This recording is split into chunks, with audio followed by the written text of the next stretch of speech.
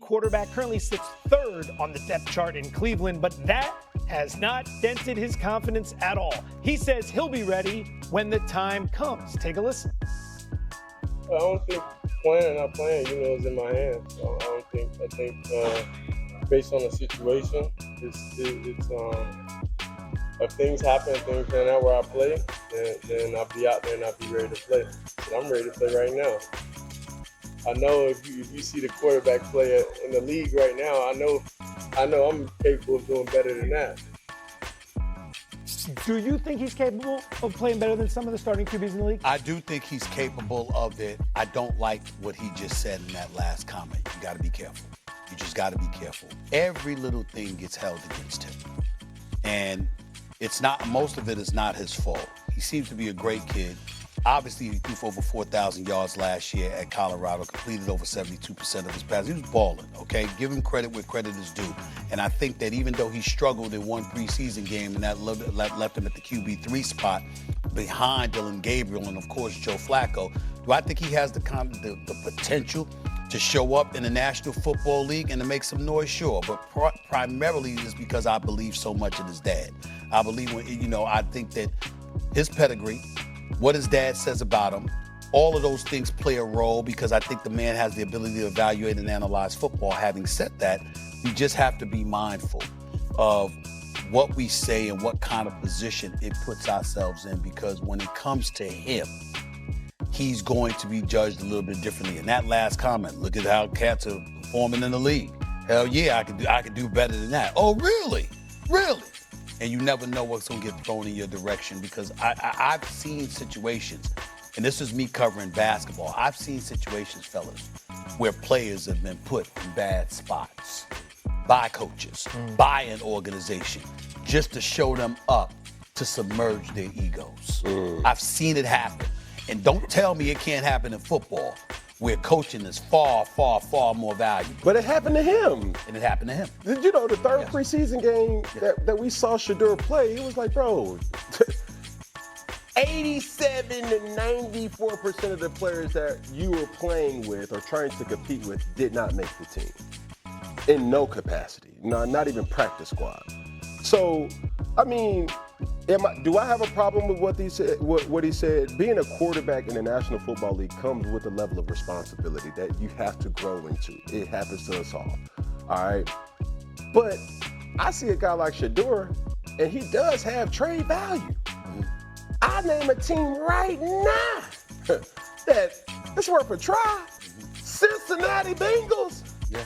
I mean, bro, and then you get a good situation. Okay, you light a fire, you get everybody excited. He can learn behind, obviously when Joe Burrow comes back. But the petty cam in me want to say, hey, Miami, what can he do? Lose a game? What y'all gonna go 0-4? But that was just me being facetious. But the reality is, Shedeur is in a situation that even when we had our discussions, it's like, bro, stay ready. And understanding not just the quarterback position, understanding the professionalism that this game expects you to be. The first one in, last one to leave, knowing how to treat your body. When you see certain things like, oh man, my shoulder's sore, you're like, yeah, bro, like, hey, get your guy, get your gal. You know what I'm saying? Get the proper treatment. You know what I'm saying? Get your routine, perfect your routine. And once you understand that, and when you have that opportunity, maximize it to the best of your ability. Listen, I know how to be honest and self-aware, right? Deion Sanders is a big brother to me. I love Shedeur Sanders. I think he prepares. I think he works hard. I think he's dedicated to his craft. I look at the NFL, Tennessee, Atlanta, the Giants, New Orleans, Cincinnati, the Jets, Cleveland, Miami, Houston, Carolina, Denver, Minnesota, New England. I think all of those teams have the exact same record if Shedeur Sanders is their quarterback. Also, I think this, though. I've not heard from Jalen Milroe this year. He's actually played snaps in games. I haven't heard from Quinn Ewers this year. He's the third quarterback in Miami. I haven't heard from Dylan Gabriel, who's actually the number 2 in Cleveland. The thing about Shedeur Sanders is he also has to understand what comes along with being Shedeur Sanders. What is the microscope of being Shedeur Sanders, how everything that I say and do is going to be critiqued as to how prepared I am to lead an organization. Because for whatever it's worth, I tell this to any young kid I talk to, you have to know who you are in every room and who everybody else is in that room. It doesn't mean you got to dim your light. It doesn't mean you have to have fake modesty or humility, but you got to understand, in Cleveland, you're the 3rd quarterback. In Cleveland, you're the 5th round pick. And you're going to get that level of opportunity. You're going to get that level of treatment. You're going to get that level of respect. So when you speak, you have to speak from that place. Because whether you believe the quarterback play in whatever place is something that you're better than, at least in your own building, they don't think you're better than Joe Flacco. At least in your own building, they don't believe you're better than Dylan Gabriel. And so for Shedeur Sanders, it's about what can I do to help Cleveland be better. When he said the other day, I'm taking every practice rep as my game rep.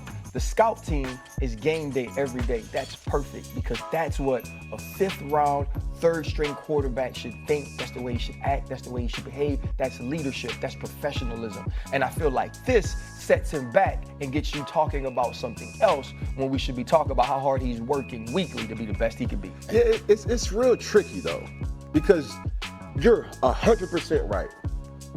But what maturity has taught me, 2 things can be right.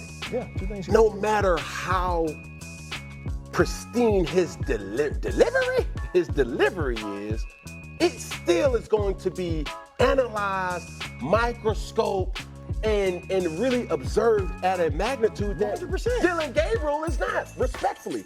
He's 3rd on his team's depth chart, but number 1 in jerseys. He's 3rd in the depth chart, but he's the most popular player, relevant player, socially, culturally on that team. Okay, so here's the question.